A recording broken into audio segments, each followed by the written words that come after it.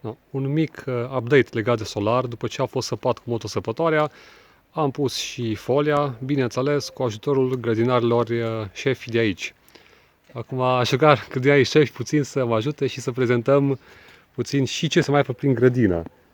Da, aici primul strat. Aici ce se află? Cartofi mov. Deci cartofi movi pe rândul acesta. După aceea, mai în dreapta puțin, unde este folia aceasta pe pământ, sunt vinete Și ardei. și ardei. Și aici unde sunt chestiile acestea ca niște triunghiuri, aici ce sunt? Am pus castraveți.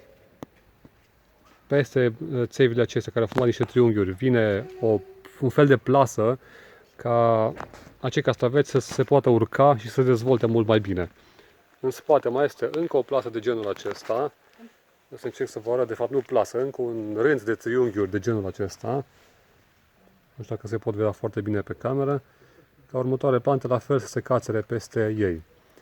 Iar hai să vă prezint acum și ce se află în solar. Primul rând avem o ușă foarte fain făcută.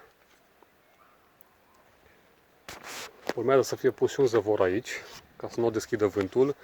Și avem făcut un sistem de irigație. Sistemul este cumpărat de pe internet și asamblat de către tatăl meu. Mai departe, încerc să vă arăt în mare cum arată sistemul de irigație. Este pe toată lungimea solarului. Avem aici pe partea stângă roșiile puse, între ele este busuioc, câțiva ardei aici, pe partea dreaptă niște vinete. Hai să vă duc și în partea cealaltă. Avem o ușă și în partea opusă a solarului, care în timpul zilei e foarte bine că se poate deschide ușor, iar pe timpul nopții, ca să nu mai deschidă vântul, a fost pus un zăvor și aici. Deschide foarte frumos. Și acum să văd ce e solarul din partea opusă. O să încerc să vă pun în descrierea clipului ce fel de sistem de irigație este folosit. Este un sistem prin picurare, așa fel încât udă foarte, foarte lent, foarte încet, picură ușor de fapt, în dreptul plantei, unde este planta. Uitați, și aici la fel. Deci, foarte ușor picură, încet.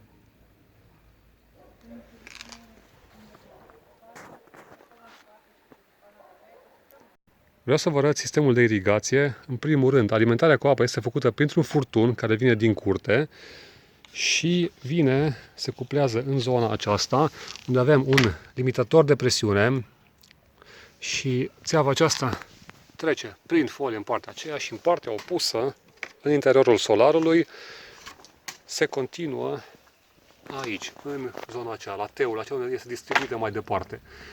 Avem primul set de furtuni cu picurare, al doilea.